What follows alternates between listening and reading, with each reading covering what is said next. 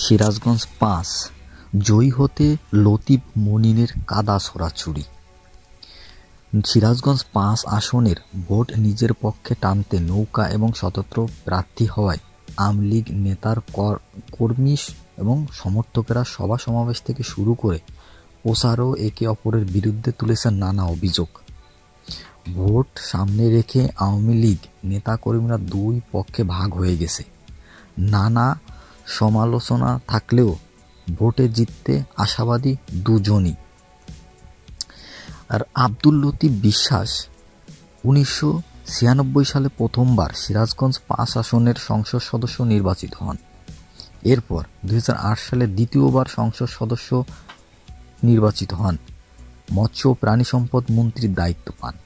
তিনি মন্ত্রী থাকাকালে মণ্ডল গ্রুপের চেয়ারম্যান আব্দুল মনিন মণ্ডলের বাবা আব্দুল মজিদ মণ্ডল সিরাজগঞ্জ জেলা পরিষদের প্রশাসক ছিলেন। ২০১৪ সালে মজিদ মণ্ডল নৌকা প্রতীক সিরাজগঞ্জ ৫ আসনের সংসদ সদস্য নির্বাচিত হন। লতিফ বিশ্বাস যখন সিরাজগঞ্জ জেলা পরিষদের প্রশাসকের দায়িত্ব পালন করেন এবং ২০১৭ সালে তিনি সিরাজগঞ্জ জেলা আওয়ামী লীগের সভাপতি হন। তিনি দুবার জেলা পরিষদের চেয়ারম্যানও ছিলেন। ২০১৮ সালের নির্বাচনে লতিফ আর দলীয় মনোনয়ন পাননি। সুষ্ঠু ভোট হলে সিরাজগঞ্জ ৫ আসনের লতিফ বিশ্বাস আর নৌকা প্রতীকের মাধ্যমে হাড্ডাহাড্ডি লড়াই হবে বলে স্থানীয় বাসিন্দাদের মতামত।